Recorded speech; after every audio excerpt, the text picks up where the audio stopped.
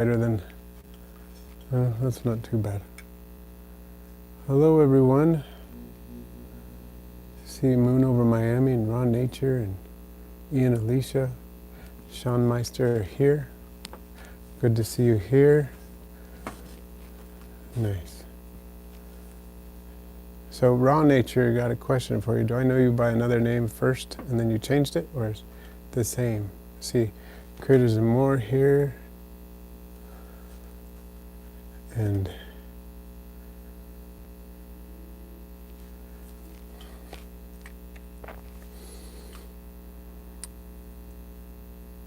changing it to live chat so everybody can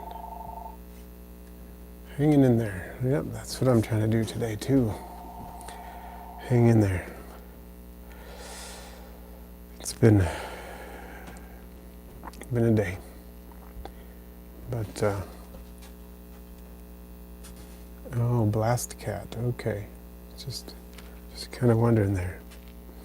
All right. Well, welcome.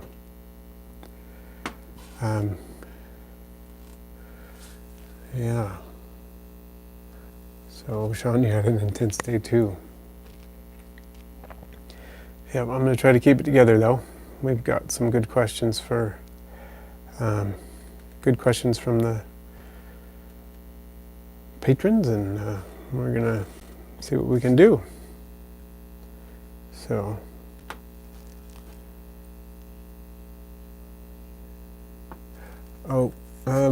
well, I had some really bad news today. You can ask. I had bad news today, so I'm trying to deal with that.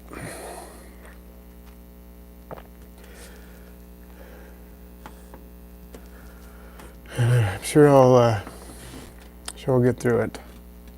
Thank you, everyone. I did want to show you this shirt. This was sent to me by Joe Triano. Hopefully you can see the back, because I can't see if you can see the back. I love that. Isn't that cool? Jam's Jungle Pods. He sent that to me. I just got it like last week.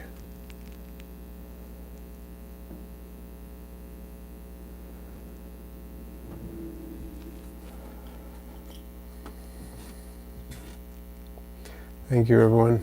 It's one of those days. Bad news hits. So, one of the first things that I wanted to talk about was my milkback and Porcellio laevis milkback and Porcellio laevis orange project. And that's what the thumbnail's about, and I wanted to kind of hit that first because it's been over a year since I started it. It's been just over a year, I guess a year and 2 weeks. So that was an experiment to see if the Porcellio laevis orange could interbreed with the Porcellio laevis milkback, because my experiment that I also did for a year with Porcellio laevis dairy cow and Porcellio laevis orange turned out there was no evidence that they could interbreed at all. Nothing. And that is exactly what happened with the Porcellio laevis milkback and the Porcellio laevis orange. No evidence of any interbreeding whatsoever. So I kind of think that they may actually be different species going on. They're just cryptic. One of them's cryptic, and so that's why they're not interbreeding, because they're just not the same species. But not entirely sure what's going on there. So Gabe's Exotic has a question. He says, I want to keep isopods with my crested geckos. What would you recommend? Well, dwarf whites work really well with crested geckos. I used that species with some of mine. Actually, Porcellionides prunosus is a good species to use with it as well. So there's a couple of different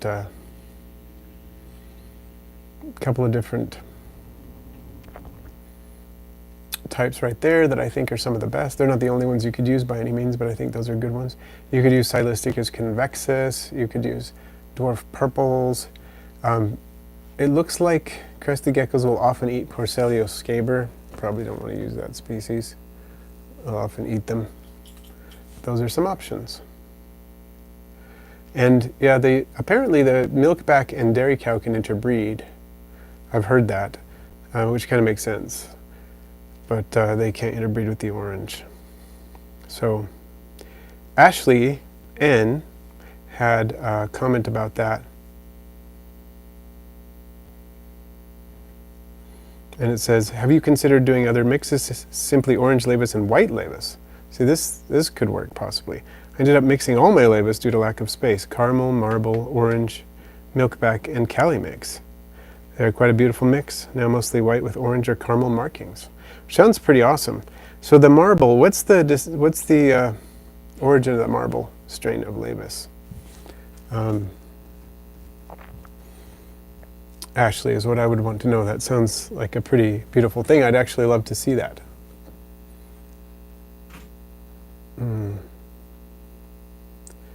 And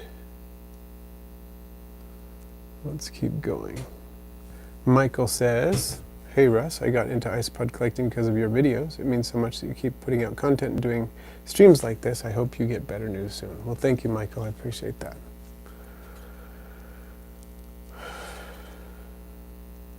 And what stores are the best for isopods in Canada? I'm not sure. I'm not sure in Canada. If any of you are Canadian isopod keepers, please chime in. And hello, Moon over Miami. Welcome. So, Heather Cellini says, have you used predatory mites to control fungus gnats? Overrun in my new Chihuahua enclosure. So I haven't used predatory mites, at least not on purpose, to control fungus gnats. I believe I did have some predatory mites for some time that just showed up with millipedes or something, and they did seem to do a good job at helping control fungus gnats, but they also seem to decimate springtail populations. And I think that's a common thing people find with predatory mites, is that they will reduce springtails. They won't necessarily eliminate them all, but yeah. So that's true. Ian Alicia, that Dion Reptiliatus is in Canada, and he does sell some of his isopods from what I remember when I talked to him. He was on the channel, we did a collaboration video, and I think I remember him saying that he did sell isopods. So there you could go. That's a good source there. If he still sells them, and if he's doing that. I don't know if he ships them or if he just does expos or what, so be good to look into. That's a good suggestion. So the fungus gnats, yeah, back to that.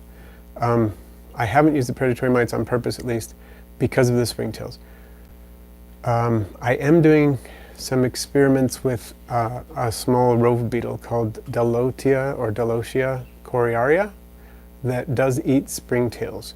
And I have done 2 applications so far, and it does appear that they're reducing the fungus gnats that I'm finding in enclosures. It's too early to really tell you a lot about what's going on. I want to do kind of a long-term thing and see what's happening, but I have found them since the initial release. I've only seen one individual actually, but they're pretty secretive. They don't tend to show up a lot, and I am seeing a reduction in the numbers. So I think it's helping, but they definitely haven't eliminated the springtails at this point. But if they do, I'll definitely let you know. I want to make a video more in more detail about it at some point once I have more information. And Sonoran Herphaven, hello, welcome. So let's see. Sandy Sizemore wanted to know about the Milkback project, and also some other questions. She said, is there a simple way to know which isopods like more moisture and which like more dryness? And is there a simple way to know which isopods prefer more protein in their diet? Can it be as simple as all Porcellio prefer blank or all Armadillidium prefer blank? Well, not really. I wish it were that simple, because there are a number of Armadillidium species that can handle like low ventilation and high moisture, like Armadillidium nasatum. And then there's some that really need a gradient, like Armadillidium klugi. There are others that are somewhere in between. And then there are some Porcellio, like a lot of the Mediterranean Porcellio, that like it with a really dry side. But not all of them do. Some of them are from cave systems where they actually prefer it fairly moist and the gradient is not as important for those species.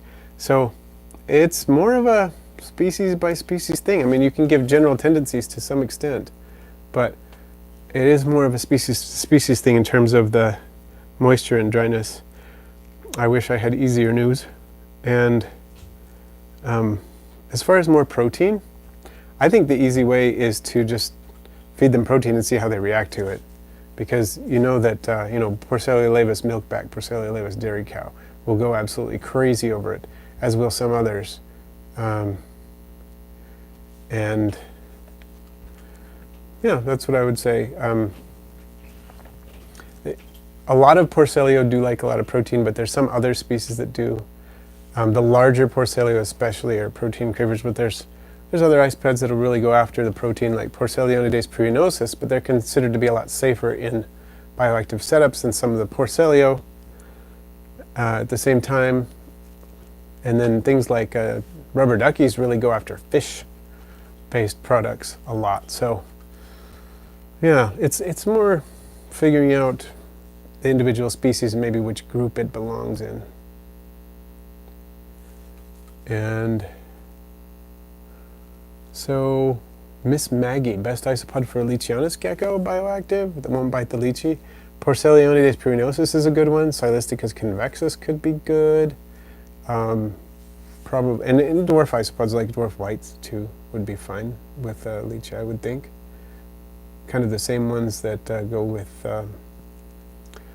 most of the other Corylopus or Rhacodactylus. And Jared, thank you for your suggestion about an Ontario, Canada pet store for isopods. Excellent. And Sonoran Herphaven, did you achieve your knowledge through experience? Are you educated in insect biology through schooling? Well, I never took an entomology course in school. I have had professional training at a zoo, but much of what I do and have done has just been extensive experience over the years. I started keeping arthropods, breeding arthropods and so on about, this is going to date me a bit, 30 years ago or so. So something like that, maybe more. So yeah, I do have some professional, had a job in which I worked with animals professionally. However, yeah, most of my training has been self-taught.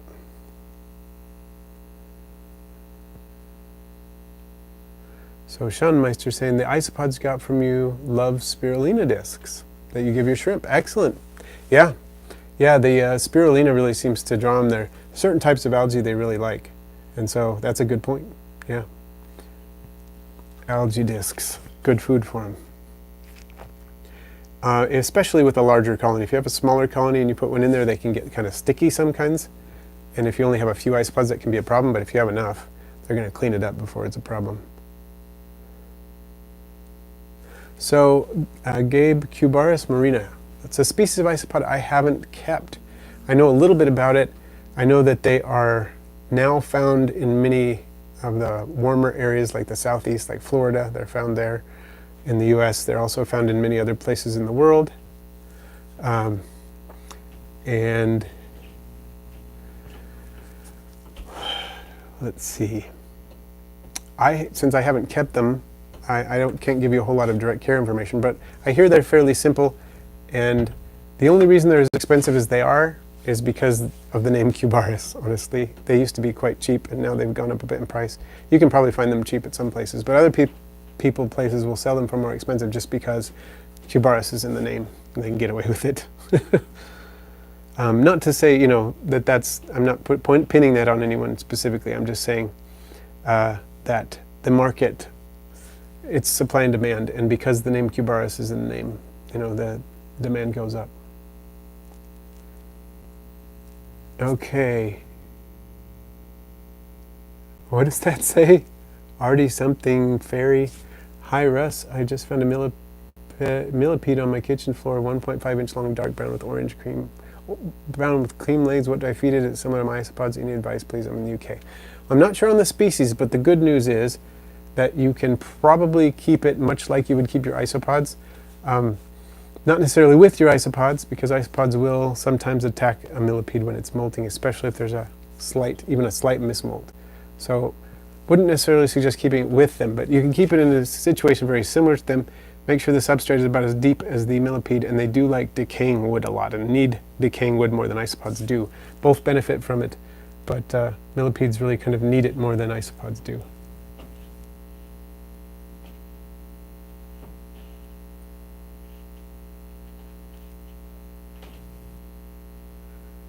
Yeah, 1 whole wafer in 2 days, Sean Meister. Awesome.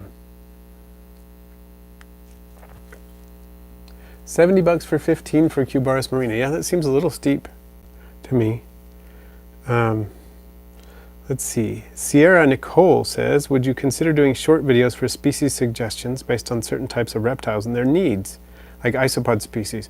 I messaged you about my corn snake bioactive when purchasing, but I think having a video expressing the best species of isopod and springtail for the most popular pet reptiles would help a lot of new people. I think so too. Thanks so much for the vast wealth of information that you have on your channel. It's incredibly helpful. Well, thank you very much. I appreciate that. And you're one of my newest patrons, so shout out to you for joining. Thank you. And I would say that I would be very interested in doing videos like that. I think I need to do some, for sure. The Overrun channel, am I saying that right? Welcome. And then Sierra Nicole also has another question. Says, how do you control populations of isopods within a bioactive enclosure? For particularly prolific species, I have concerns that they will bother my snake, especially during sheds, if I just reduce food supply. Well, this is a great question. People bring this up. And what I have noticed is that generally in a bioactive setup, the isopods will reach kind of a population equilibrium and sort of top out there. You can increase the numbers a little bit by putting a little supplemental food in there. You can make it work a little better if you do that, but you can't. I've never seen them so far, and I've done bioactive for a few years now. I've never seen them overpopulate an enclosure, and I think part of it has to do with your particular setup. It can have to do with what kinds of resources are available, but essentially there are limiting factors in a bioactive setup. And as long as you put a species in that's appropriate, you're probably not going to get overpopulation too much because you're not putting unlimited quantities of food in there. In our isopod bins outside of the bioactive setup, we're generally feeding for decent production. We want to produce a large number of isopods in that bin.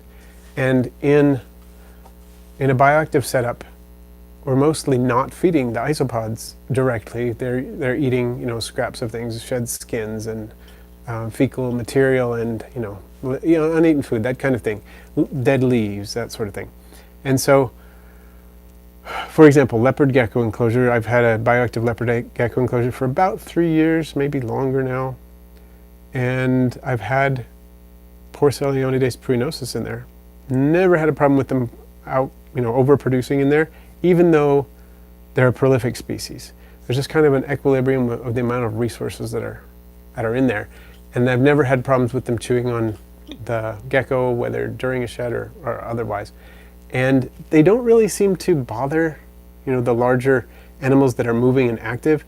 Nice thing about a snake when it sheds, as opposed to some invertebrates when they molt, right, is that a snake is always moving during it, and that tends to keep the isopods from trying anything. They're going to go after the shed, certainly, once it's done, but I've never seen them even try to bother a snake even minimally. So I wouldn't worry about it too much. I might not put one of the most protein-hungry isopods in there either, but for example, I have, Armadillidium klugi, which is not particularly voracious isopod, but they're doing fine with my garter snakes. I've never seen them have any problems that way. So I hope that helps. I think it's a great question. And Ashley has another question. She says, Ashley N., I just discovered Caridina and Neocaridina shrimp. Have you ever kept them? I have, quite extensively. I've kept if it's still the scientific name, Caryodina japonica, the Amano shrimp. And I have also kept Neocaryodina, I think it's Davidi now. It used to be Neocaryodina heteropoda, and before that was Neocaryodina sinensis, I think. And something like that. It's gone through a number of names, but it's basically the cherry shrimp. When I lived in Hawaii, I arrived in Hawaii in 2004, I believe. Yep, 2004. And when I got there, of course, I was going to pet stores very quickly. And I noticed that in the pet store, they were selling shrimp for 10 for $1. These little shrimp, they called them opai, which is the Hawaiian word for shrimp, just in general, shrimp. And 10 for $1. So I picked some up and brought them home, put them in my fish tank that I had set up. And, well, actually I had purchased it. It had already been set up, but I purchased it from someone within a week of moving in because I needed something and they didn't want their fish tank anymore. So I purchased this 10-gallon tank, put these shrimp in, and they started breeding, and I looked them up, and it turns out they're the same species as cherry shrimp, but they're the wild types that had been released in Hawaii some years before and were breeding there. So I kept and bred those the whole time I was in Hawaii. I shipped some home when I came here and enjoyed those shrimp as well.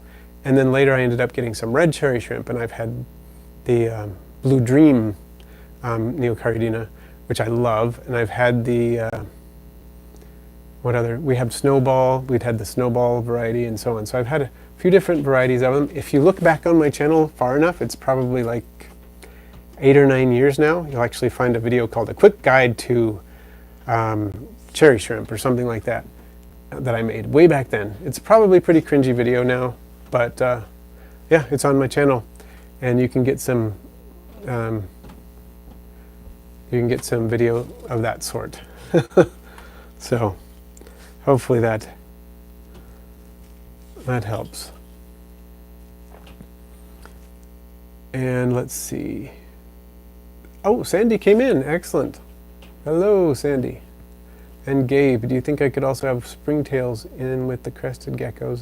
And if yes, temperate or tropical?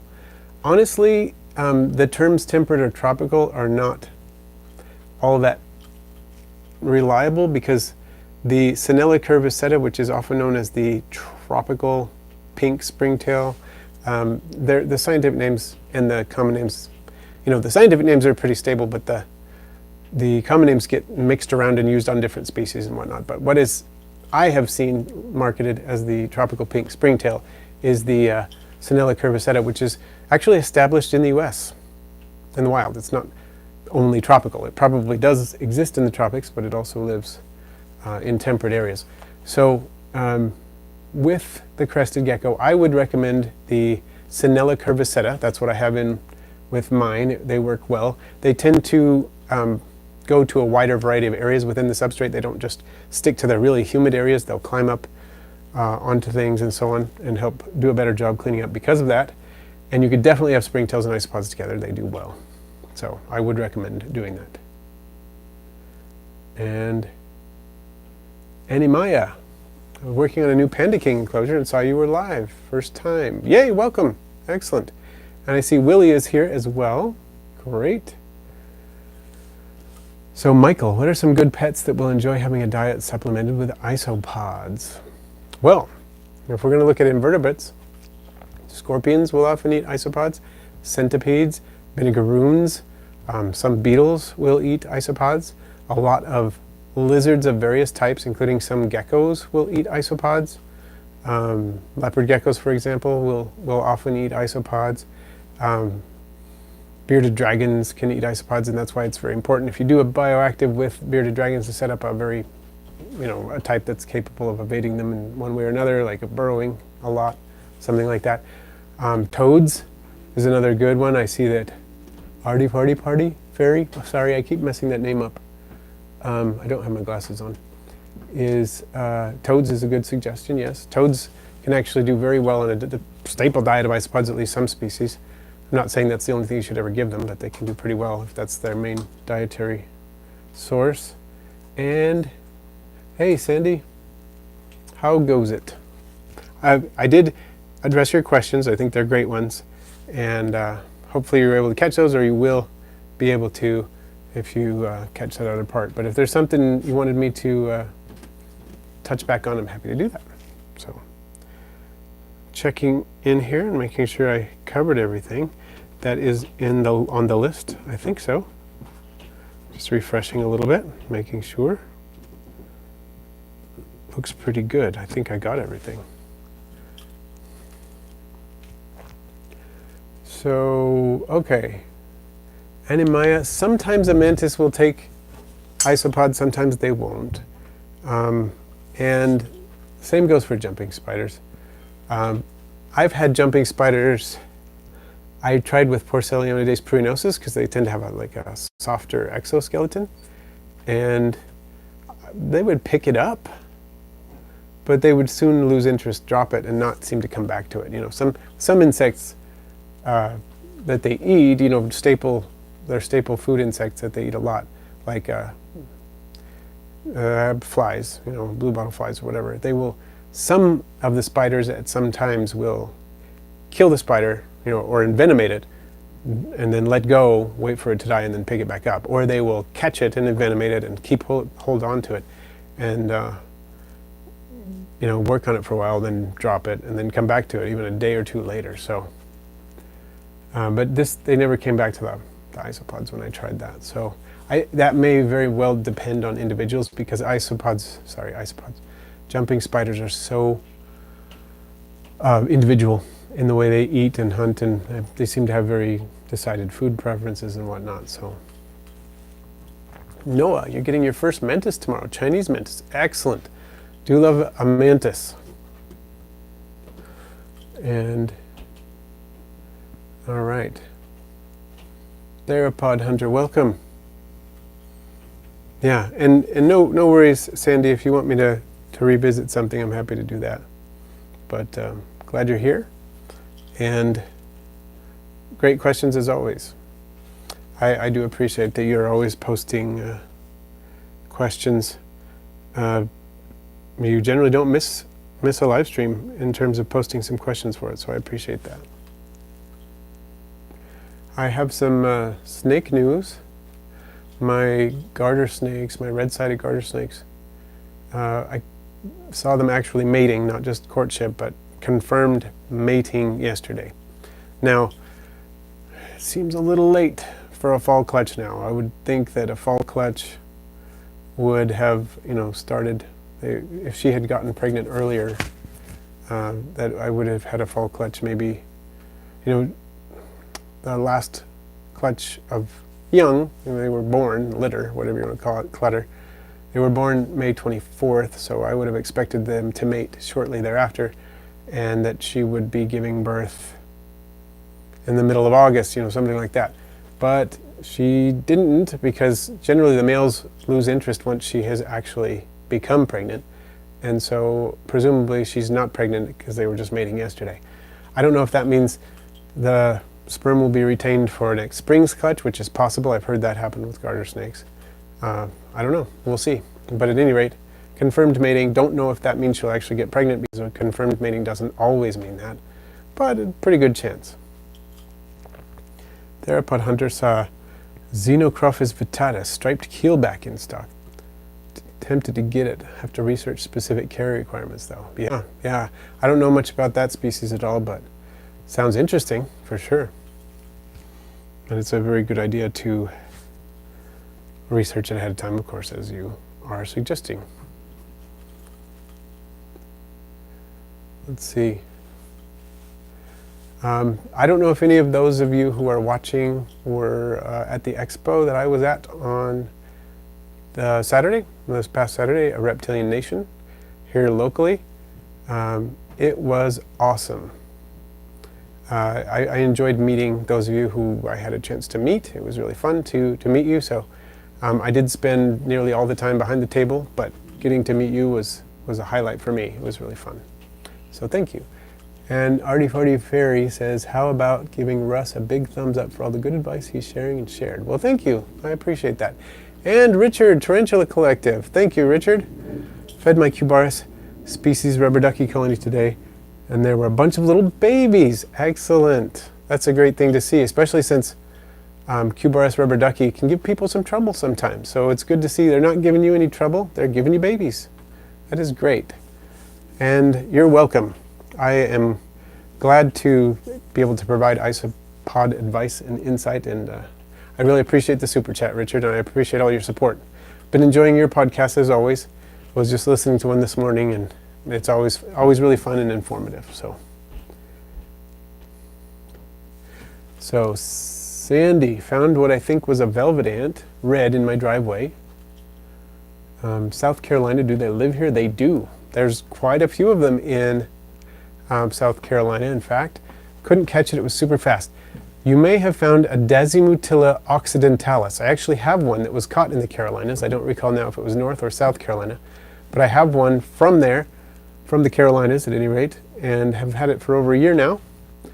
And they are pretty awesome. So you might want to look up Dasimutilla occidentalis velvet ant and see if that works. So yeah, I bet that's what it is. And Ian Alicia, do you have any suggestions for easy or beginner vertebrates outside of desert beetles and isopods? Well, there's some pretty easy millipedes, like bumblebee millipedes are a good one to start with. I'm just looking through. Vinegaroons are not bad if you you set them up right. They're pretty easy to do, and they're not going to hurt you, things like that. Most likely, as long as you're being careful. I think vinegaroons are a good option. I'm trying to look through my bug room, and I'm having some hard time doing that right now for some reason. But so those are a couple. Jumping spiders, another good one to start with. And actually, tarantulas, even though I've never kept them, seems like tarantulas are actually pretty easy. It depends on the species, of course. There are some that are more difficult than others. But there are beginner tarantulas out there that you could totally do. So yeah, if you haven't checked out Richard's Tarantula Collective channel, he could have some good information for you on that for sure. So those are some. Is that about 5?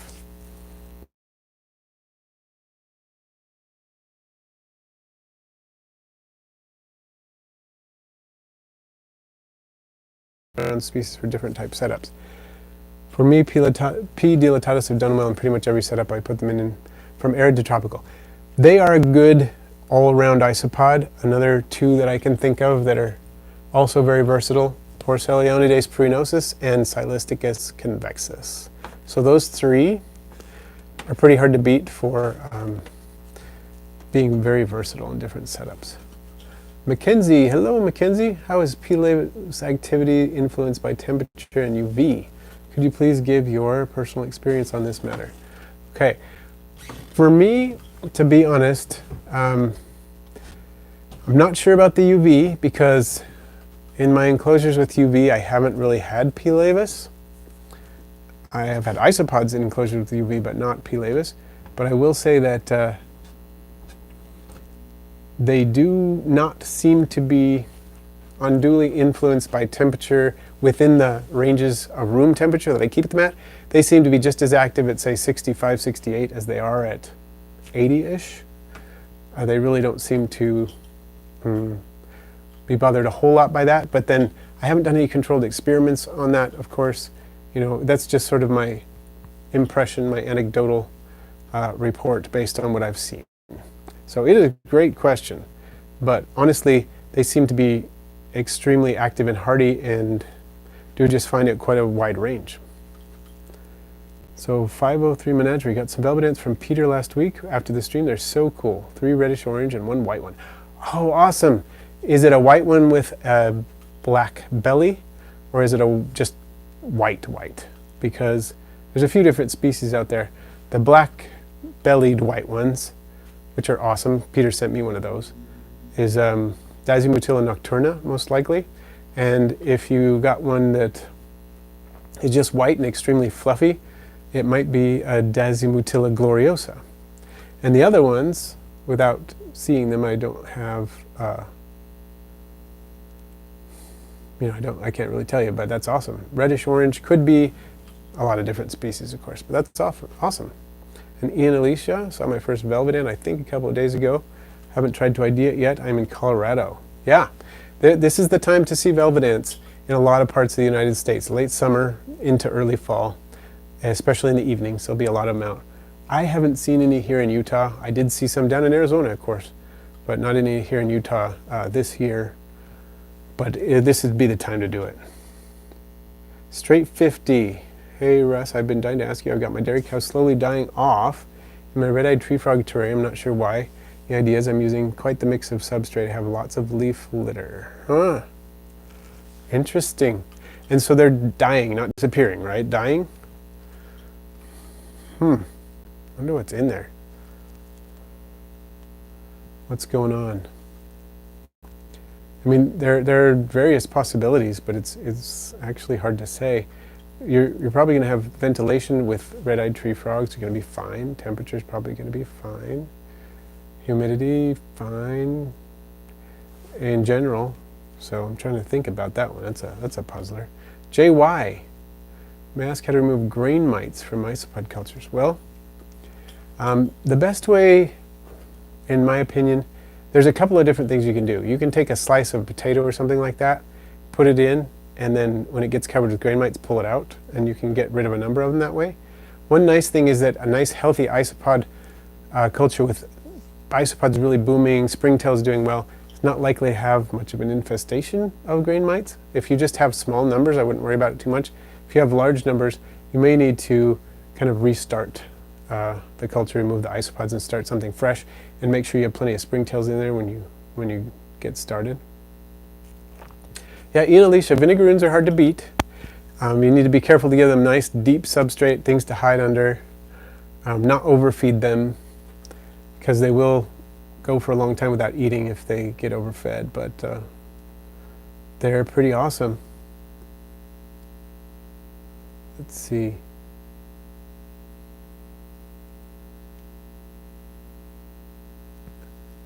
So Occidentalis Sandy Sizemore is Occidentalis. And yes.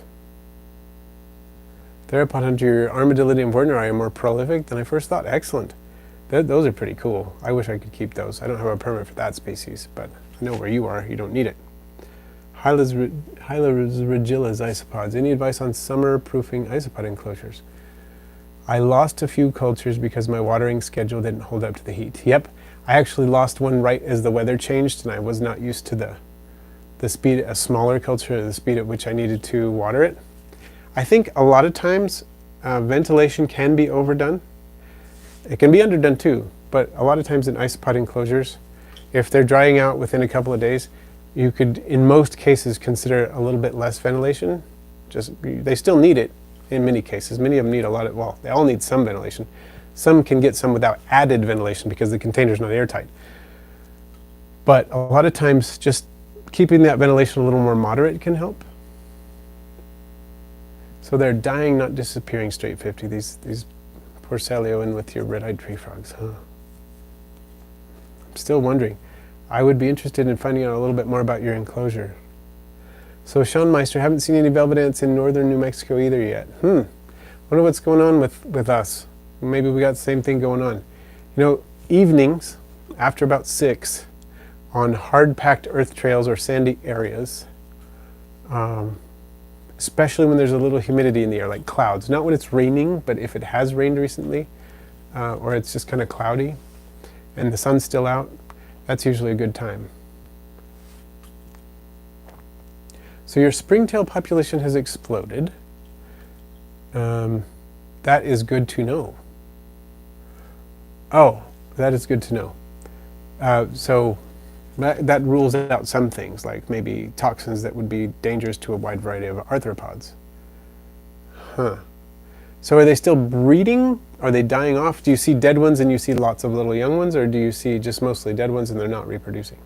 Okay, so Sandy, yes, that is the correct spelling. So you're saying that's the one that you've confirmed that that's the one that it is? The one that you saw looks like that? Or are you asking me to confirm the spelling? Just wanted to check on that.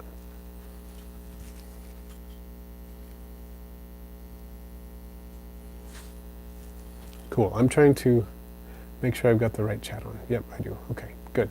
Sometimes I realize I have the wrong one on. So, yeah, I think we've covered all the Patreon questions, so I appreciate everybody sending those in. The ones that are posted to Patreon, I mean, patrons are welcome to post additional questions, as is everybody else. Let's see, straight 50. No babies I've noticed, mostly full-size adults. Left the juvies. Left the juvies. Mostly full-size adults, says the juvies all perished. Okay. That's interesting. I wonder if there's something. Do you have anything in the substrate possibly that could, like any kind of predatory creature in the substrate? And Anemia, velvet ants in Virginia? Sure, yeah. I'm pretty sure you have Dasymatilla occidentalis at least, and probably some more species. Velvet ants are actually really widespread, and people don't see them as much in some places because they don't know what they're looking for. They're not looking for them in the right places or things like that. But yeah, almost certainly you've got a number of species of velvet ant in Virginia. I think the hotbed of diversity for the North America is in the southwest deserts, but there are quite a few back east and in various other places. So 503 menagerie. It's okay because I can reiterate the predatory mite question too. This was Sierra's question, I think. Basically, I haven't used predatory mites on purpose to control fungus gnats. One, because they can really make a mess of springtail populations. They can damage those quite a bit. And another is, I've never bought them on purpose. I did have some predatory mites some time ago that came along with some millipedes or something like that. They seemed to really do a number on the springtails, but they didn't, they may have helped with the fungus gnats as well, but I've been trying a beetle, Dalotia coriaria, with the fungus gnats to see how that goes. Not done yet with the experiment, but hopefully that helps. And Therapod hunter, that is a good point. They may be feeding off the Porcellio laevis corpses.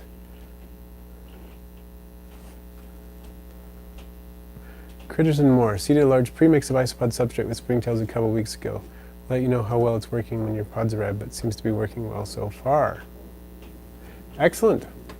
Yeah, that's a good way to do it. That's the best way to do it. Get those springtails rolling before the isopods get there. So straight 50, setting up a milk snake enclosure. Would zebras be a good fit? Okay, no predators beyond the frog. Interesting. Okay, well there's a puzzler for us. Hopefully we'll be able to figure it out at some point. I would say zebras would probably work in there. Yeah, with the milk snake.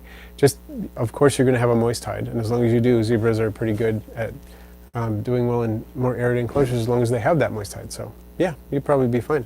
Kind of like my setup with the garters. It has moist areas, but it also has dry areas, and I've got Armadillidium klugi in there, and they're doing great. So probably kind of similar. So Ian Alicia, is late July-ish the best time for an Arizona trip? Are there other times of year that are good for bugs? So you're going to find different bugs at different times. Ian Alicia, this is late July is a great time, but it kind of depends on the day too and whatnot. But a monsoon season usually starts somewhere in July, and monsoon season right after the rains, and for several weeks thereafter is a great time to go. Certainly they're finding a lot of stuff right now. I follow Sky Island Adventures and Bugs in Cyberspace, Shapes in Nature on Instagram. They're doing things down there. They're finding a lot of stuff. There are a lot of times a year that are good times for bugs in Arizona, but I would say the monsoon season and right after it are, from what I understand, the best times for bugs. But yeah. So right into September, October probably, and when it gets cold enough, it's not going to be as good, of course. But there are parts of Arizona where it never gets all that cold. So depends on what you're looking for. Like right now, the Dynasties Grand Tire out, which is awesome. So this is a great time to go if you're looking for those beetles. Yeah. But July's a great time to go, late July. Randall says, hey there, I have some sad news and I'm unaware of what happened. It seems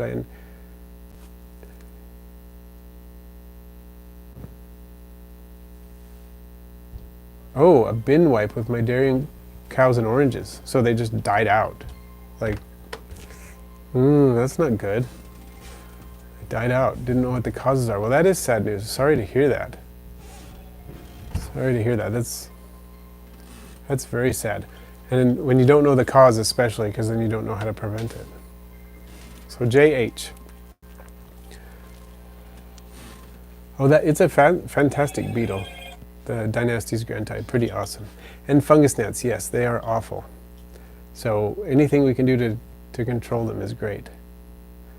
Native UK species of centipede that specializes in feasting on springtails theropod hunter. Is it a geophilomorph? That sounds pretty cool. Fungus gnats are the worst, pretty much, and the beetle experiment, if it turns out to be successful, I think all isopod keepers should get these beetles, but I can't tell you that until I know for sure. And Brandon. So Brandon, I would say generally the rule of thumb, and this may just be kind of an anecdotal thing, but generally the rule of thumb is by 2 generations, you probably don't need to worry about anything if you haven't seen anything go wrong in the culture. So if you haven't seen, massive die-offs, if you haven't seen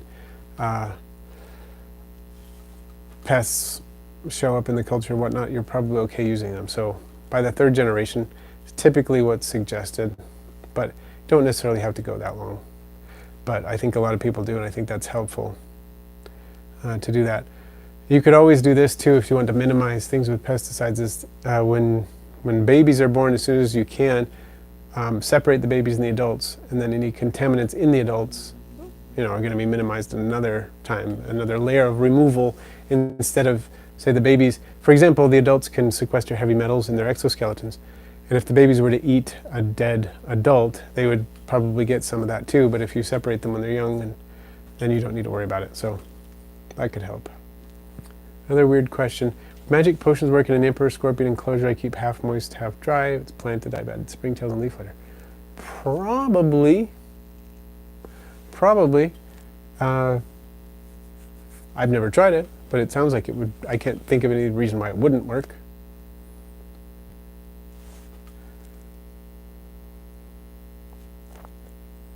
And Ian Alicia, yeah, you should definitely go when you can, and that helps. You kind of know the area a little bit. Your grandparents live there. That's awesome. Yeah, I've always wanted to go. I'd driven through little corners of Arizona and things like that, camped along the borders kind of thing, but I hadn't really been to Arizona until, this last trip. So definitely worth it. Definitely fantastic. Well, I think I'm going to wrap up shortly, but I'm going to make sure I address these last questions here. So Sandy asks, what do rove beetles eat when there are no fungus gnat larvae? Well, good question. I have been told that they probably, in addition to feeding on other pestiferous critters like root aphids or thrips, other fly larvae and things like that, they can also possibly feed on fungus itself. So they actually compete with the fungus gnats with the same food. Interesting.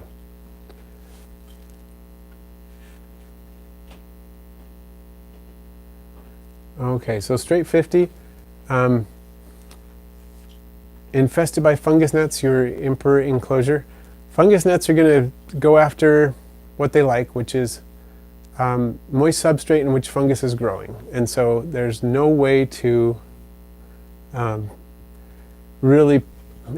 few ways to prevent it. It's more a case of just outcompeting them by making sure you've got a lot of isopod springtails in there, minimizing entry by using very fine mesh, and then controlling the fungus gnats with things like biocontrols, with things like the sticky tapes and the fan traps, like the catchy trap that I use, that kind of thing. And Jay So. Well, I appreciate that. Thanks for coming to say hi, and glad you got to catch a live. And thank you, Sean. I appreciate your presence in the live stream always. And Rumen Staldrad. I hope I said that right. very late, but I just want to say your channel is really cool and seeing you live is awesome. Hope you have a good day night. Well, thank you. I appreciate that. What do you think about using mosquito bits in the isopod enclosures? They're supposed to only affect larvae of flying bugs. So a couple more questions and then I probably ought to go, but Jay, I have used mosquito bits in millipede enclosures. They do seem to work really well for fungus gnats to control them. Some people have had good luck with them in isopod enclosures too. I would say that use them at your own risk. There's some evidence they may damage other creatures beyond flying insects long term. But some people have a good success with it, so it's interesting to discover that. It might be some interesting things to research. So Straight 50, I actually have 3 videos for the trip, one for each of the days that I was there. Definitely suggest you go check it out. Sky Island Adventures is, the videos are like day 1, day 2, and day 3 Sky Island Adventures. I released them all over the past few weeks. I think the most recent video I did, posted was about an unboxing of isopods by Critters and More, and then right before that I have the series of those 3. They're all in a playlist. So definitely worth checking out. And Clognog, hello. Cullen, hello. And